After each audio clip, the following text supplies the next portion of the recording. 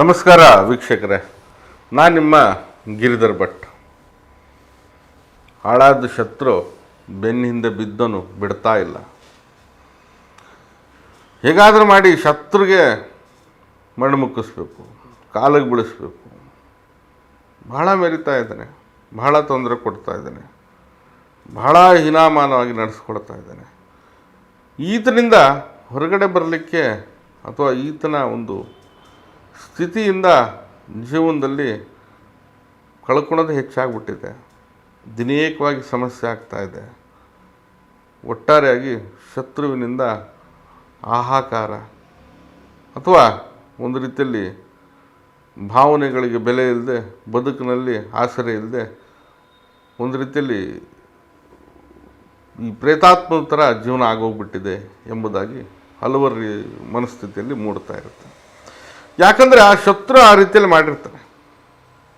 ಎಲ್ಲಿ ಹೋಗ್ತೀರ ಅಲ್ಲಿ ಹಿಂದೆ ಬೀಳೋದು.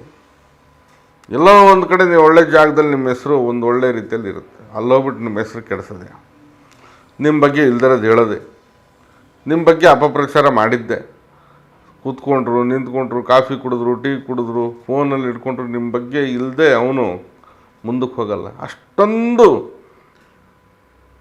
ಅಪಪ್ರಚಾರ, ಅಪಮಾನ, ತೇಜೋವಧಿಗೆ ಸಜ್ಜಾಗಿರ್ತಾನೆ. ಕೆಲವೊಂದು ಶತ್ರುಗಳು ಜೊತೆಗೆ ಇದ್ದು ಟೀ ಕಾಫಿ ಕುಡ್ಕೊಂಡು ನಿಮ್ಮನ್ನು ಹೊಗಳಿ ತೆಗಳಿ ಅಥವಾ ನಿಮ್ಮ ಜೊತೆ ಚೆನ್ನಾಗಿದ್ದೆ ಕರ್ಕೊಂಡು ಹೋಗ್ಬಿಟ್ಟು ಪ್ರಪಾತದಲ್ಲಿ ನೂಕ್ಬಿಡೋದು. ಆಮೇಲೆ ತಿರುಗಿ ನೋಡೋದಾಗ ಗೊತ್ತಾಗುತ್ತೆ ಇವನ ಶತ್ರು ಅಂಥೇಳಿ. ಅಷ್ಟರಲ್ಲಿ ಕಾಲ ಕೂಡ ಮಿಂಚೋಗಿರುತ್ತೆ, ಎಲ್ಲವೂ ಕೂಡ ಕಳ್ಕೊಂಡೋಗಿರ್ತಾರೆ.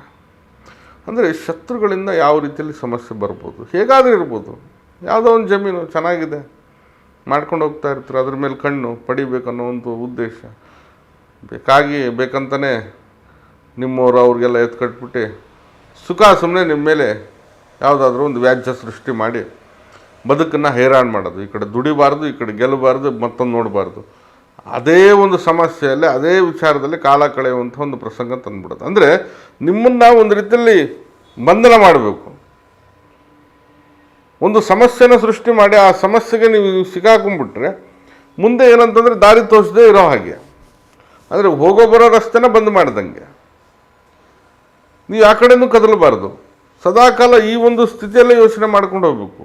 ಇವೆಲ್ಲ ಸರಿಗಿದ್ರೆ ಏನಾಗುತ್ತೆ, ನೀವೊಂದು ಅಂಗಡಿ ಮಾಡ್ತಿರೋ ಅಥವಾ ಯಾವುದೋ ಒಂದು ವ್ಯವಹಾರ ಮಾಡ್ತಿರೋ ಗೆಲ್ತೀರ, ಅಲ್ಲೊಂದು ₹1 ದುಡಿಬೋದು, ಅಥವಾ ಬೇರೆ ಒಂದು ಮನೆ ಕಟ್ಬೋದು, ದುಡ್ದು ಏನೋ ಒಂದು ಮಾಡ್ಬೋದು, ಮತ್ತಷ್ಟು ಆಸ್ತಿ ಮಾಡ್ಬೋದು, ಮಕ್ಕಳ ಜೊತೆ ಚೆನ್ನಾಗಿರ್ಬೋದು.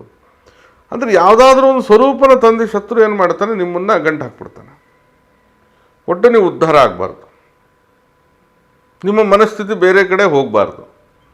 ಸದಾ 24 ಗಂಟೆನೂ ಕೂಡ ಅದೇ ಪ್ರಾಬ್ಲಮಲ್ಲಿ ಜೀವನ ಮಾಡ್ತಾನೆ ಹೋಗಬೇಕು.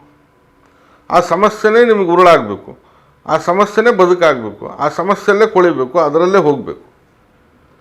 ಇದು ಶತ್ರುವಿನ ಕುತಂತ್ರ. ಸಹಜವಾಗಿ ಯೋಚನೆ ಮಾಡಬೇಕು ಇದನ್ನೆಲ್ಲ ಹೇಗೆ ಕಟ್ಟಾಕ್ತಾರೆ ಅಂಥೇಳಿ. ಅಂದರೆ ವಿಶಾಲವಾಗಿ ಹೋಗುವಂಥ ಮನಸ್ಥಿತಿನ ಕಂಪ್ರೆಷನ್ ಮಾಡಿ ಒಂದು ರೀತಿಯಲ್ಲಿ ಡಬ್ಬಿಲಿ ಹಾಕಿ ಉರಿಸ್ತಂಗೆ ಇವೆಲ್ಲ. ಈ ಒಂದು ಶತ್ರು ಸಂಬಂಧಿತ ಬಾಧೆಗಳು ಇಷ್ಟಕ್ಕೆ ನಿಲ್ಲೋದಿಲ್ಲ. ಎಲ್ಲ ಒಂದು ವರ್ಕ್ ಮಾಡ್ತಾ ಇರ್ತೀರ ಆಫೀಸಲ್ಲಿ, ಎಲ್ಲ ಒಂದು ತೆಗೆದು ಇದು ಮಾಡಿಬಿಡೋದು, ನಿಮ್ಮನ್ನು ಕೆಲಸದಿಂದ ತೆಗೆಸಾಕುವಂಥದ್ದು ಹೇಳಿ ಯಾರ್ಯಾರಿಗೆ ಬೇಕು ಯಾರ್ಯಾರು ಬೇಡ ಅವ್ರನ್ನೆಲ್ಲ ಅವರಂತೆ ಮಾಡ್ಕೊಂಡು ನಿಮ್ಮ ಬಗ್ಗೆ ಇಲ್ದಿರೋದನ್ನೆಲ್ಲ ಹೇಳೋದು. ನೀವೊಂದೇನೋ ಶುಭ ಕಾರ್ಯ ಮಾಡಬೇಕು, ನಿಮ್ಮ ಬಗ್ಗೆ ಇಲ್ದಿರೋದು ಹೇಳ್ಬಿಟ್ಟು ಆ ಶುಭ ಕಾರ್ಯ ನಿಲ್ಲಿಸೋವಂಥ ಒಂದು ವ್ಯವಸ್ಥೆ ಮಾಡಬೇಕು. ಅಥವಾ ಎಲ್ಲ ಒಂದು ಮನೆ ಕಟ್ಟಬೇಕು, ಆ ಮನೆಗೆ ಸಂಬಂಧಪಟ್ಟ ಹಾಗೆ ಸಮಸ್ಯೆ ಮಾಡೋದು, ಜಾಗಕ್ಕೆ ಬಂದು ಸಮಸ್ಯೆ ಮಾಡೋದು, ಮನೆ ಕಟ್ಟೋವಂಥದ್ದು ನಿಂತು ಹೋಗಿಬಿಡಬೇಕು, ಆ ರೀತಿಯಲ್ಲಿ ಸಮಸ್ಯೆ. ಯಾರೋ ಒಬ್ರಿಗೆ ಸಹಾಯ ಕೇಳಿರ್ತಾರೆ, ಸಹಾಯ ಕೊಡುವಂಥನು ಕೂಡ ಅವ್ನು ಕೊಡ್ಬೇಡ, ಅವ್ನು ಬರ್ಬಾದಾಗ್ಬಿಟ್ಟಿದ್ದಾನೆ ಅಂಥೇಳಿ ಬೇಕಂತಲೇ ಹೇಳಿ ಅವನು ₹100 ಸಾಲ ಇದ್ದರೆ ₹1000 ಅಂಥೇಳಿ ಅವನ ಬಗ್ಗೆ ಅಪಪ್ರಚಾರ ಮಾಡೋದು. ಹೋಗ್ಬಿಟ್ಟಿದ್ದಾನೆ, ಏನಿಲ್ಲ, ಅವನು ಪ್ರಯೋಜನ ಇಲ್ಲ ಅಂಥೇಳಿ ಒಬ್ಬ ಒಳ್ಳೆಯ ಮನುಷ್ಯನನ್ನು ಅತ್ಯಂತ ಕ್ರೂರವಾಗಿ, ಅತ್ಯಂತ ನಿಕೃಷ್ಟವಾಗಿ ಆತನನ್ನು ತುಳಿಯುವಂಥ ಒಂದು ಪ್ರಯತ್ನ. ಇದು ಸ್ವತಃ ಬಳಗದಿಂದನೂ ಬರ್ತಾರೆ, ಹೊರಗಡೆ ಸ್ನೇಹಿತ ವರ್ಗದಿಂದಲೂ ಇರ್ತಾರೆ, ಅಥವಾ ನಿಮ್ಮ ಸುತ್ತಮುತ್ತ ಪ್ರದೇಶದಲ್ಲೇ ಇರ್ತಾರೆ. ಯಾರೋ ಒಂದು 50 ಕಿಲೋಮೀಟ್ರ್ ದೂರ ಗುರುತು ಪರಿಚಯ ನಿಮಗೆ ಶತ್ರು ಆಗಲಿಕ್ಕಾಗಲ್ಲ. ಶತ್ರು ನಿಮ್ಮಂತೆ ಇದ್ದು ನಿಮಗೆ ಸಮಸ್ಯೆ ಮಾಡುವಂಥನೇ ಶತ್ರು ಆಗಿರ್ತಾನೆ.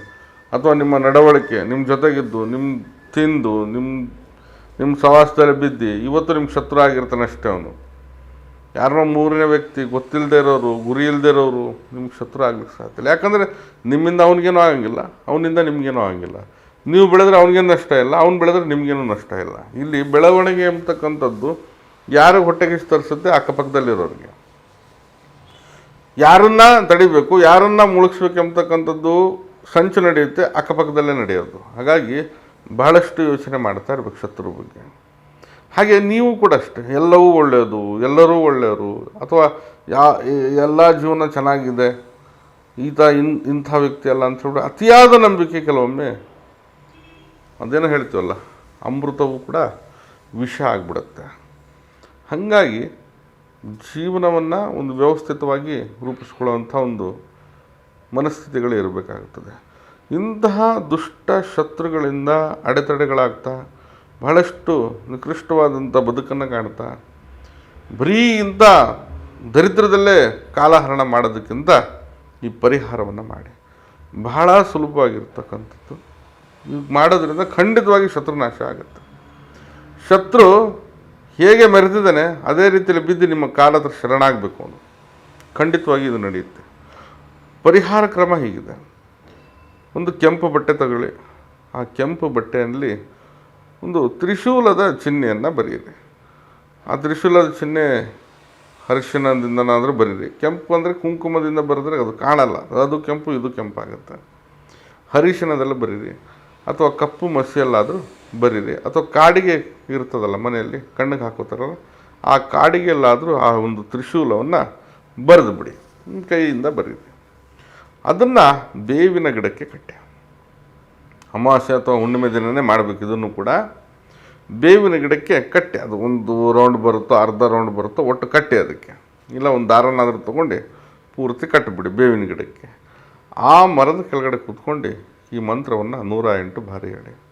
ಯಾರು ಶತ್ರು ಮನಸ್ಸಲ್ಲಿರಲಿ, ಶತ್ರುವಿನ ಹೆಸರು ಕೂಡ ಮನಸ್ಸಲ್ಲಿರಲಿ. ಈ ಮಂತ್ರನ 108 ಬಾರಿ ಹೇಳಿ. ಸಮಯ ಯಾವುದಾದ್ರೂ ಮಾಡ್ಬೋದು, ಅಮಾವಾಸ್ಯೆ ಅಥವಾ ಹುಣ್ಣಿಮೆ ದಿನವೇ ಮಾಡಬೇಕು. ಸಮಯ ನೋಡೋದು ಬೇಡ, ಮಾಡ್ಬೋದು.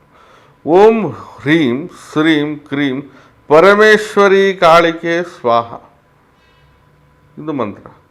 ಸ್ವಾಹ ಸ್ವರೂಪವಾಗಿ ನೀವು ಅರಿಶಿಣ ಕುಂಕುಮವನ್ನು ಆ ಗಿಡಕ್ಕೆ ಪ್ರಕಟ ಮಾಡ್ತಾ ಹೋಗ್ಬೋದಾಗಿದೆ.